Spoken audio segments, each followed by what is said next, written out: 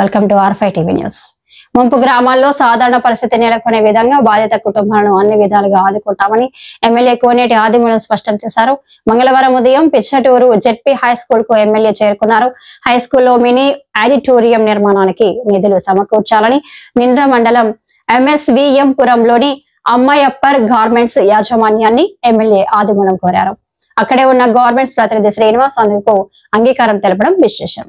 పేద విద్యార్థులు చదువుకునే ప్రభుత్వ పాఠశాల అభ్యున్నతికి సాయం అందించడానికి ముందుకు వచ్చిన అమ్మాయప్పర్ గార్మెంట్స్ యాజమాన్యానికి ప్రతినిధి శ్రీనివాస్ కు ఎమ్మెల్యే కృతజ్ఞతలు తెలియజేశారు. అనంతరం కేవీబీపురం చేరుకొని ఎంపీడీఓ కార్యాలయం, వ్యవసాయ శాఖ కార్యాలయం, వెలుగు కార్యాలయాలను ఎమ్మెల్యే ఆదిమూలం ఆకస్మిక తనిఖీ చేశారు. కార్యాలయాల్లో ఉద్యోగుల హాజరు పట్టితో పాటు రికార్డులను పరిశీలించి ఎమ్మెల్యే ఉద్యోగులకు దిశానిర్దేశం చేశారు. ఏవో కార్యాలయంలో యూరియా స్టాక్ ను ఆయన పరిశీలించారు.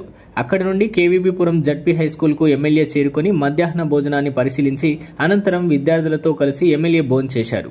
తదుపరి బాధిత కుటుంబాలకు ఎమ్మెల్యే చేతుల మీదుగా సీఎం రిలీఫ్ ఫండ్ చెక్కులను ఎమ్మెల్యే ఆదిమూలం చేతుల మీదుగా పంపిణీ చేశారు.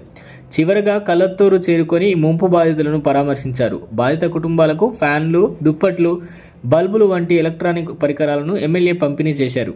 ఈ సందర్భంగా ఎమ్మెల్యే మాట్లాడుతూ ఎవరూ ఐధైర్యపడొద్దని, ముంపు గ్రామాల్లో సాధారణ పరిస్థితి నెలకొనే విధంగా అన్ని చర్యలు ప్రభుత్వం చేపడుతుందని ప్రజలకు ఎమ్మెల్యే భరోసా కల్పించారు. ఈ కార్యక్రమంలో ఎంపీడీఓ, తహసీల్దారు, వ్యవసాయ అధికారి, వెలుగు ఏపీఎం, హెచ్ఎంలు, అధికారులు, ప్రజాప్రతినిధులు, కూటమి పార్టీలకు చెందిన నాయకులు, కార్యకర్తలు, అభిమానులు పాల్గొన్నారు.